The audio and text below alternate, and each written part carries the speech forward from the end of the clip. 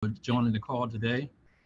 We have one item on the agenda that's being recommended by the Finance and Facilities Committee.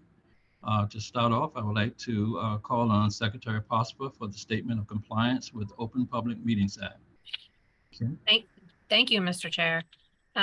Pursuant to Public Law 1975, Chapter 231, the Open Public Meetings Act, public notice of this meeting was filed on August 23rd, 2022 with the Office of the Secretary of the State of New Jersey in 3 newspapers, the Cherry Hill Courier Post, the New Brunswick Home News Tribune, and the Newark Star Ledger. Pursuant to Public Law 2020, Chapter 11, public notice of the meeting has been posted on the Rutgers website under governing boards. I'd just like to query all of the board members. You've all seen the meeting agenda and the materials. Does anyone have a conflict of interest to disclose at this time? And let me just scan through everybody. I am seeing none, Mr. Chair. We can continue. Thank you. Thank you, Secretary Prosper. I would like to call on Mr. Banks, who will move the recommendation for board approval of the proposed omnibus resolution regarding the summer 2022 solicitation cycle for the state of New Jersey higher education capital facilities grant funding programs. Mr. Banks? Thank you, Mr. Chair. The Committee on Finance and Facilities met on August 29th, 2022 to review the proposed omnibus resolution regarding the summer 2022 solicitation cycle for the state of New Jersey higher education capital facilities grant funding programs. I'd like to ask Mr. Tony Calcato, our Executive Vice President and Chief Operating Officer, to highlight the programs. Mr. Calcato. Thank you, Mr. Chair. So let me start today by updating the board on some very late-breaking information that the Secretary of Higher Education shared basically at the close of business yesterday, but information that actually really did not filter out, and we did not see till about 10 a.m. today. The original due date for our application submittals was September 7th. That's next Wednesday by 4 p.m. To that end, we've had dozens of individuals who were reassigned working for the last 3 weeks, preparing all the necessary information. That was also the reason why we were forced to ask for a special Finance and Facilities Committee meeting, as well as this special Board of Governors meeting. The date has now been pushed to October 28th. I would add that there's no reason that has been given. That is just a new date.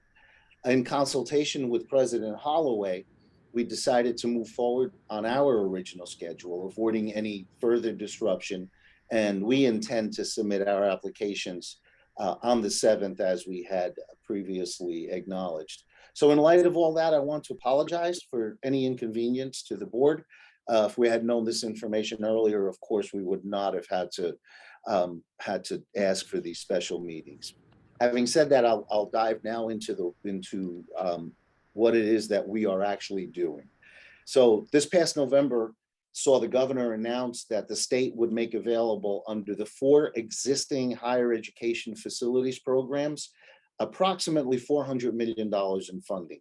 Each of the funding programs has its own unique application process and set of rules associated with it. All 4 are intended to help institutions of higher ed advance their mission by providing financial relief for capital and infrastructure improvements. So briefly, the 4 are the Higher Education Facilities Trust Fund, or HEFT. This program provides straight grants for the construction, reconstruction, development, extension, and improvement of instructional, laboratory, communication, and research facilities. The Higher Education Capital Improvement Fund, or SIF, requires that institutions, unlike HEFT, which is a grant, pure grant, requires that institutions share 1/3 of the debt service and covers almost all of the same types of improvements.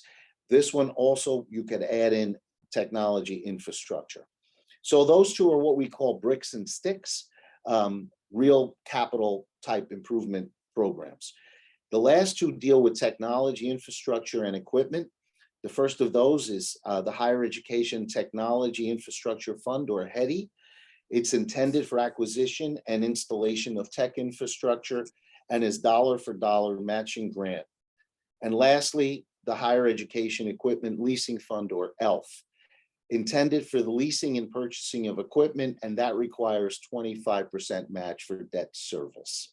So the projects for the last two programs have been identified by Michelle Noren and our Office of Information Technology. This is not the first time that we've applied for these funds from these programs, and we've had some success in the past. In 2012, there was about $1.3 billion made available, and we were awarded about $425 million. In 2016, two of the four programs were opened up, and there was about $180 million made available, and we were awarded about $15 million. So I should note that we are competing with all other institutions of higher ed in the state. In at least in some of the programs, we are also competing with not only all of the higher ed institutions, public and private, but county colleges as well. What we do know then is that if we don't apply, of course, we won't receive anything. So this go around, we're submitting 37 applications covering 36 projects. Our total ask is about $210 million, and it focuses on infrastructure, classrooms, lecture halls, mixing a combo of both the visible and those projects that support the visible. So all the projects are supported by our physical master plan, our capital plan, our deferred maintenance backlog, and our OIT technology master plan. Every project on the list that you have that accompanied the resolution was selected in consultation with our chancellors and were appropriate with their respective staffs. One of the requirements of the programs is the need for the board to support the project and agree to the ongoing maintenance of the project. Interestingly, many of these projects would never actually have risen to a board level. But more importantly, many of these projects in the end will actually wind up saving us money through such items as energy efficiency. So to that end, an omnibus resolution meeting the criteria has been prepared, and that's the resolution that you have. And we're asking that you concur and forward to, and we're asking for your concurrence to that resolution. Thank you, Mr. Calcado. So the committee discussed the projects proposed for application to these programs and agreed to recommend the resolution to the Board of Governors for approval. Mr. Chairman, I so move. Is there a second? There is. Second. Any discussion?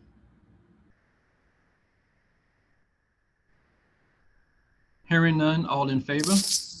Aye. Aye. Any opposed? Any abstentions? The motion carries.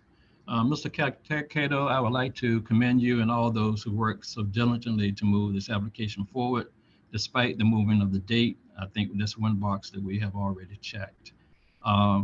At this time, I would ask President Holloway if you have any final comments. No final comments at this time, Mr. Chair. Thank you. With that, I'll entertain a motion to adjourn the meeting. So moved. Motion. Second, Second. all in favor? Aye. Aye. Aye. Aye. We are adjourned. Thank you, everyone, and have a great day. Thank you. Thank you, Bill. Thank you.